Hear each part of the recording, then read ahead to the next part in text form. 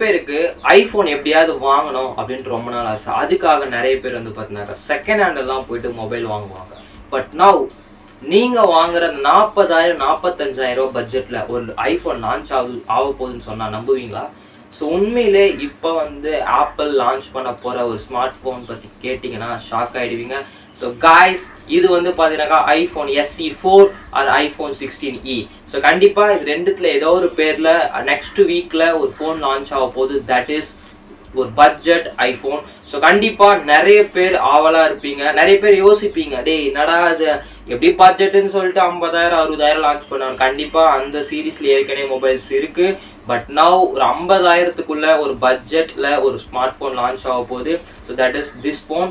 So சூப்பராக இருக்குன்னு சொல்லலாம். பட் இது வந்து ஒரு எப்படி சொல்கிறது, ஒரு A18 சிப்போட வருது கண்டிப்பாக. ஸோ ஃபஸ்ட் நம்ம ஸ்பெக்ஸை பார்க்குறதுக்கு முன்னாடி so please subscribe our channel. இந்த மாதிரி இன்ட்ரெஸ்டிங்கான டெக் வீடியோஸ் தெரிஞ்சுக்க இந்த சேனலை சப்ஸ்கிரைப் பண்ணிக்கோங்க. அப்போ தான் நிறைய வீடியோஸ் வந்துகிட்டே இருக்கும். ஸோ ஃபஸ்ட்டு வந்து டிசைன் வைஸ் பார்த்தீங்கன்னாக்கா ஒரு சிங்கிள் கேமராவில் வரப்போகுதுன்னு சொல்லிட்டு லீக்ஸ் எல்லாமே வந்துட்டு இருக்கு. ஸோ கண்டிப்பாக ஒரு சிங்கிள் கேமராவில் ஒரு 48 மெகா பிக்சலில் வரப்போகுது. ஸோ கண்டிப்பாக ஆப்பிள் வந்து அவங்க ஸ்மார்ட் ஃபோனில் எப்பயுமே வந்து பார்த்தீங்கன்னாக்கா கேமரா வைஸ் நல்லாவே பண்ணுவாங்க. ஸோ இந்த வாட்டியுமே எனக்கு தெரிஞ்சு ஒரு சூப்பரான கேமராவோட தான் வரப்போகுது. அது மாத்திரம் இல்லாமல் வந்து பார்த்தீங்கன்னாக்கா உங்களுக்கு இதில் வந்து பார்த்தீங்கன்னாக்கா உங்களுக்கு ஃப்ரண்ட்லேயும் சரி பேக்லேயும் சரி ஒரு கிளாஸ் பேக் வரப்போகுது. ஸோ கண்டிப்பாக இது கிட்டத்தட்ட ஐஃபோன் 14 மாதிரி ஒரு டிசைனில் வரப்போகுதுன்னு சொல்லிட்டு இருக்காங்க லீக்ஸ் வைஸ். ஸோ கண்டிப்பாக ஒரு சிங்கிள் கேமராவில் வரப்போகுது. பட் ஃப்ரண்ட்டில் கண்டிப்பாக டைனாமிக் ஐலாண்ட் இருக்க வாய்ப்பே கிடையாது. பட் ஆனால் நாட்ச் இருக்க போது.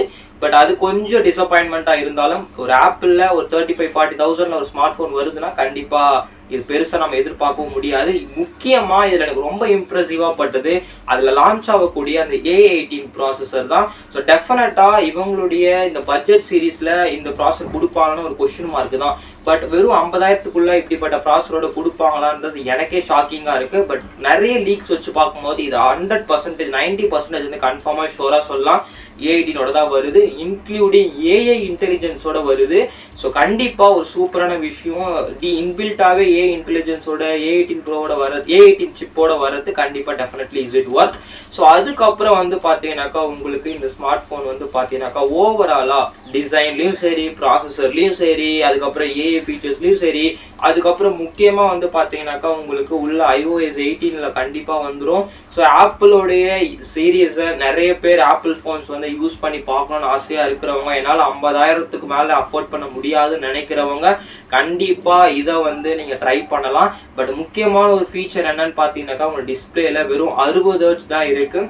But this is very disappointment. Because நம்ம 120 Hz ரெஃப்ரெஷ் ரேட் எதிர்பார்க்க முடியாது ஆப்பிள் கிட்ட. அவங்க கிட்ட 120 Hz வேணும், நம்ம 1 லட்சத்தை தான் தாண்டி ஆகணும். பட் இவங்க 16 சீரீஸ்லேயே 120 Hz கொடுக்கல, கண்டிப்பாக இதுலேயும் 120 Hz எதிர்பார்க்க முடியாது. பட் OLED பேனல் கொடுத்துருக்குது, இன்னுமே ஒரு அட்வான்டேஜ். டெஃபினட்டாக LCD கொடுக்கல, அதுவே மிகப்பெரிய ஒரு ப்ளஸ் நான் சொல்லுவேன். ஸோ 60 Hz கொடுத்தாலும் அது பெரிய விஷயம், நம்ம எடுத்துக்க வேணாமே. பேட்டரியுமே உங்களுக்கு பெரிய பேட்டரி கொடுக்குறாங்க. ஸோ கிட்டத்தட்ட ஒரு 3500க்கு மேலே இருக்கும். இது ஏன் பெரிய பேட்டரி நான் சொல்கிறேன்னா, இவங்க 16 சீரீஸ்க்கு அதுதான் கொடுப்பாங்க, அதனால தான் அப்படி சொல்கிறேன். பட் ரொம்ப பெரிய பேட்டரினாலும் எனக்கு தெரிஞ்சு இவங்க கொடுக்குறதுல பட்ஜெட்டில் 3500 எனக்கு தெரிஞ்சு ஓகே தான். பட் வந்ததாக தெரியும் அக்யூரேட்டாக எவ்வளோ mAh பேட்டரின்னு சொல்லிட்டு. ஸோ இன்னொரு விஷயம் வந்து பார்த்தீங்கன்னாக்கா உங்களுக்கு வந்து டிஸ்பிளே வந்து பார்த்தீங்கன்னாக்கா 6.06ன்னு சொல்லிட்டு கிட்டத்தட்ட ஒரு 6 இன்ச்சு டிஸ்பிளே வந்து கொடுக்குறாங்க. பெரிய ஃபோன் இல்லைனாலும் நீங்கள் இந்த SE சீரீஸ்லாம் யூஸ் பண்ணியிருந்தீங்கன்னா உங்களுக்கு தெரியும், ரொம்ப காம்பேக்ட் குட்டியாக இருக்கிற ஃபோன் அதை விட கொஞ்சம் அப்கிரேட் பண்ணி கொஞ்சம் பெருசாக வருது. மற்றபடி ரொம்ப பெரிய டிஸ்பிளேலாம் கிடையாது. ஒரு காம்பேக்டான ஃபோன் கண்டிப்பாக ஆப்பிள் சைட்லேருந்து வந்துட்டு இருக்கு, லான்ச் ஆக போகுது. 100% ஷோராக லான்ச் நெக்ஸ்ட் வீக் இருக்கும். ஸோ டெஃபினட்டாக நீங்கள் என்ன நினைக்கிறீங்க இதை பற்றின்றதை மறக்காமல் கமெண்ட் பண்ணுங்கள். ஆப்பிள் ஃபேன்ஸ்க்கு மறக்காமல் இதை வந்து ஷேர் பண்ணுங்கள் இந்த வீடியோவை. ஸோ நீங்கள் என்ன நினைக்கிறீங்க? ஏன் நான் வந்து எப்பயுமே இந்த 40 45,000 35 40,000 சொல்கிறேன்னா கன்ஃபார்மாக ப்ரைஸ் எனக்குமே தெரியாது.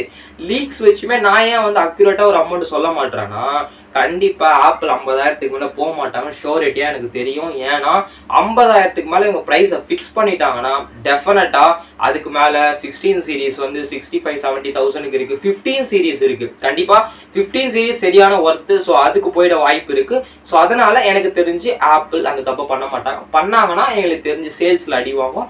So what you think about in this latest budget iPhone? So நானுமே வெயிட் பண்ணுறேன், நீங்களும் வெயிட் பண்ணுங்கள். வில் பி இன் ஃபியூச்சர் கண்டிப்பாக பார்க்கலாம். Thank you so much guys.